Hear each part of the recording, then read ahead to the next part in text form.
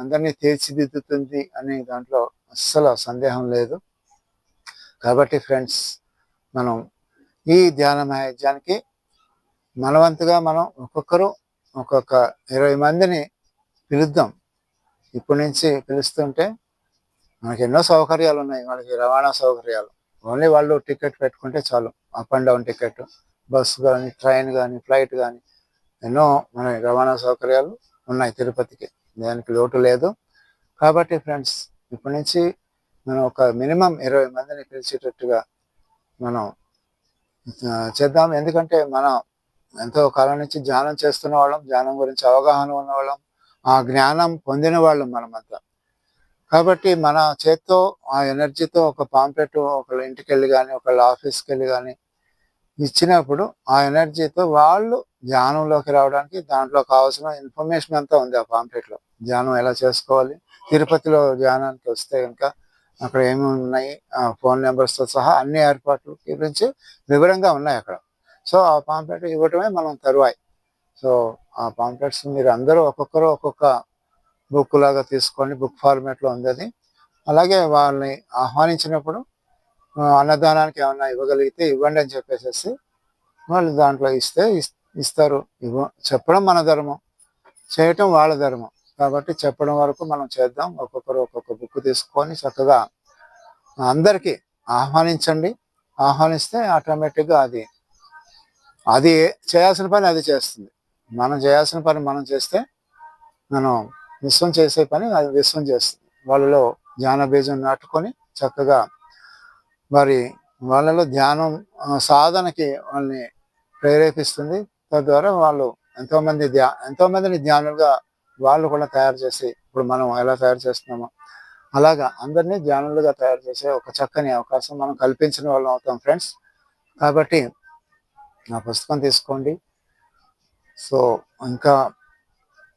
ఇంకా చెప్పాలంటే మనం ఈ అంటే యాక్చువల్గా 12,000 మంది రోజుకి భోజనాలు చేస్తారు. 3 పూట్ల మనం పెడుతున్నాము. ఒక రోజుకి 12,000 మందికి అన్నదానం జరుగుతుంది అక్కడ. అన్నదానం అనేది ఆ తిరుపతి మహాశక్తి క్షేత్రంలో ఇంకా గొప్పది. ఎక్కడ మామూలుగా మనం చేసే అన్నదానమే గొప్పదంటే, ఇంకా తిరుపతిలో చేసే అన్నదానం ఇంకా గొప్పది. ధ్యానులు, యోగులు, గురువులు వీళ్ళందరికీ అన్నదానం జరుగుతుంది. కాబట్టి అన్నదానం అనేది అన్ని దానాల్లో కన్నా గొప్పదానం, జ్ఞానదానం తర్వాత. కాబట్టి అక్కడ జ్ఞానదానం అవుతుంది, అన్నదానం అవుతుంది. సో ఇన్ని దానాలు జరుగుతున్న అలాంటి లోక కళ్యాణకర కార్యక్రమానికి మన వంతు పని మనం ఎంత చేయగలిగితే అంత చేయాలి. నేను ఇప్పుడు ఫర్ ఎగ్జాంపుల్ జస్ట్ 20 మంది అని చెప్పాను. మీకు ఇంకా టైం ఉంటే ఇంకా 200 మందిని పిలవచ్చు, 2,000 మందిని కూడా పిలవచ్చు. టెక్నాలజీ మనకుంది, మన చేతిలో ఉంది, సెల్ ఫోన్లో. కాబట్టి మీరు ఎంతమందికి అది స్ప్రెడ్ చేయగలిగితే సోషల్ మీడియా ద్వారా అంతమందికి కూడా స్ప్రెడ్ చేయండి. మరి మనం ప్రత్యక్షంగా తిరుపతి వచ్చి వాళ్ళు ధ్యాన సాధనలో ప్రత్యక్షంగా పాల్గొవచ్చు, పరోక్షంగా మరి పిఎంసి ద్వారా కూడా ప్రపంచవ్యాప్తంగా లైవ్ టెలికాస్ట్ అవుతుంది ఇది యూట్యూబ్ ద్వారా. మరి అన్ని ఛానల్స్లో చూడవచ్చు. విదేశాలు, విలేజ్ దగ్గర నుంచి విదేశాల వరకు అందరూ చూడవచ్చు. సో ఆ వెసులుబాటు ఉంది. కాబట్టి మనం దీని గురించి ప్రచారం చేయటమే మన వంతు కర్తవ్యం. సో మన కర్తవ్యాన్ని మనం నిర్వహిద్దాము. సో ఫ్రెండ్స్, ఒక్కొక్కరుగా వచ్చి మనం చేద్దాము. సార్ చేతిలో నుంచి, మేడం చేతి నుంచి పుస్తకాలు తీసుకుందాం. ఒక్కొక్కరు వచ్చి ఫోటో తీసుకొని ఆ పుస్తకాలు తీసుకోవాల్సిందిగా నా మనవి. అలాగే మరి ఇంకొక అనౌన్స్మెంట్ ఉంది. మనం పిఎంసి యాత్ర ప్రైవేట్ లిమిటెడ్ అని చెప్పేసి సార్ దానికి మేనేజింగ్ డైరెక్టర్. పిఎంసికి ఎలాగైతే డైరెక్టర్, పిఎంసి యాత్ర ప్రైవేట్ లిమిటెడ్కి మేనేజింగ్ డైరెక్టర్.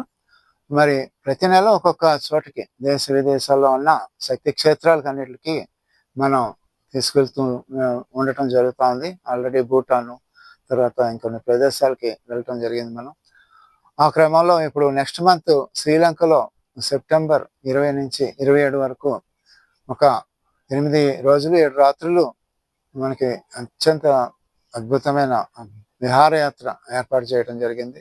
పత్రిజీ గారు విహారయాత్రలకి, ట్రెక్కింగ్లకి వీటి అన్నిటికీ కూడా పెద్దపీట వేశారు. 18 ఆదర్శ సూత్రాలు ఇది ఒక పాయింట్.